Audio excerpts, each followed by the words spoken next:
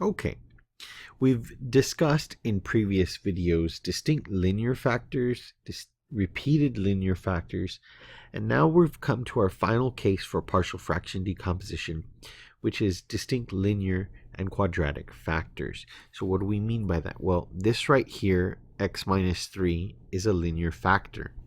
And this right here, x squared plus 3, is a quadratic factor. So what we're going to do is we're going to write these out in terms of decompositions that take into account one of them is linear and the other one's quadratic.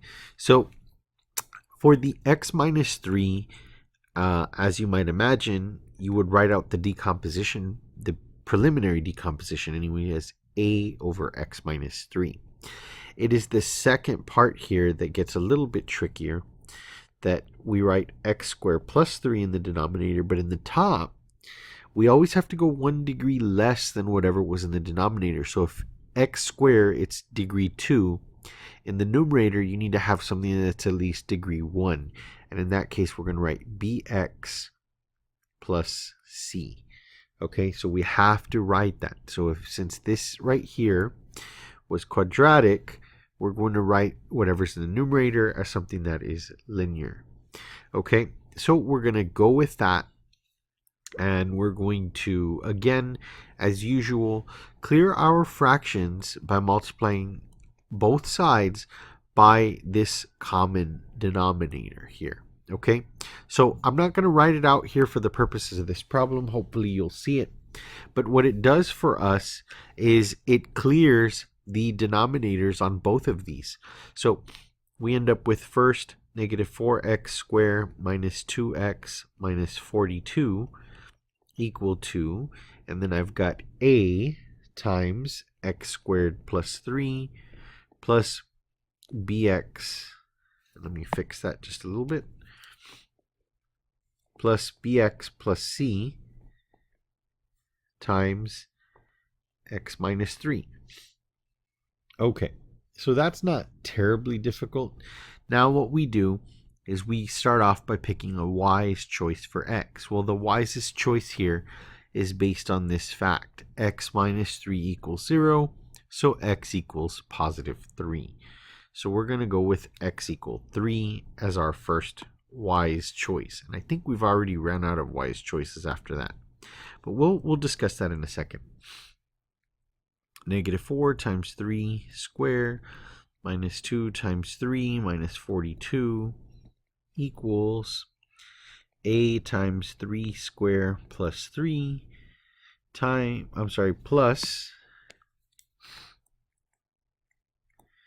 bx, and instead of x we're going to write 3, b times 3 plus c times 3 minus 3. Well, the 3 minus 3 is 0. That's going to make all of this 0 right here.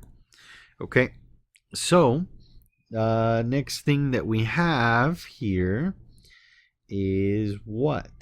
Okay, well, we're going to have to break this down. So if you've got a calculator handy, you might type this in.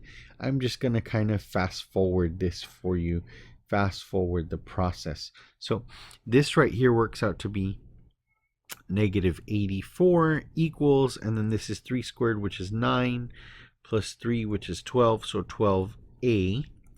So very simply, we just divide by 12 on both sides, and we end up with a value that a equal negative 7. Okay, so there's my first part of my decomposition. I found a. Now I need to find b, and I need to find c. Okay, so the trouble is that I've run out of wise choices, so now I'm stuck with making good choices. Well, in a previous video, we discussed, well, a good choice is 0 and 1. So what we're going to do is we're going to use, let's say 0 first. Let's just plug in 0 and see what happens. We already know what a is, so we're good. We're going to have negative 4 times 0 squared minus 2 times 0 minus 42 equals, a was negative 7, 0 squared plus 3 plus ab times 0 plus c times 0 minus 3. So let's see what happens real quick. Okay, this is 0, this is 0, that's 0, that certainly is 0, gets rid of the b, and that's a 0 right there. So we end up with negative 42 equals, and then negative 7 times 3 is negative 21. And then you're left with basically c times negative 3, which is a minus 3c. Okay? So it looks something like that. We're going to solve now by adding 21 to both sides.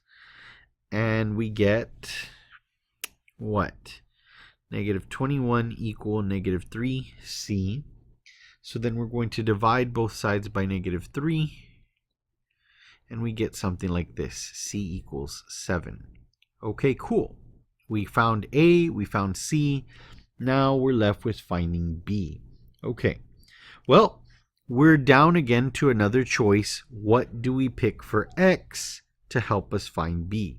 Well, I told you before that X equals 0 is a good choice.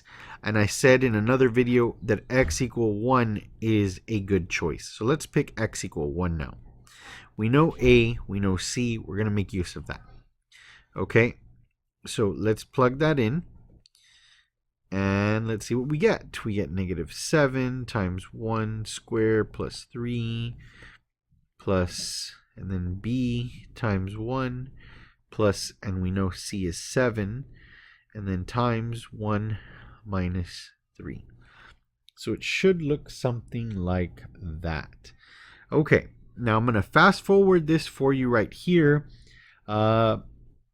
Just to help speed it up, you can plug that into your calculator. Negative 48 equals, and then this is 1 squared plus 3. 1 plus 3 is 4 times negative 7 is negative 28. And then you end up with plus, and then it's b times 1 is b plus 7. And so you have a b plus 7, and then 1 minus 3 is negative 2. End up with something that looks like that. Okay, nothing terribly difficult. We can do some simple distribution. Negative 48 equals a negative 28 minus 2b minus 14. And we can do some combining of like terms by combining this negative 28 and this negative 14 here. And we're going to get negative 48 equals, let's see, negative 28 and negative 14 is negative 42 minus 2b. Let's move up. We add 42 to both sides, and we get negative 6 equals negative 2b. And we divide everything by negative 2, and we get b equals a positive 3. So let's recap what we know. All right, we know that A, it was negative 7, C was positive 7, and now we know B is 3.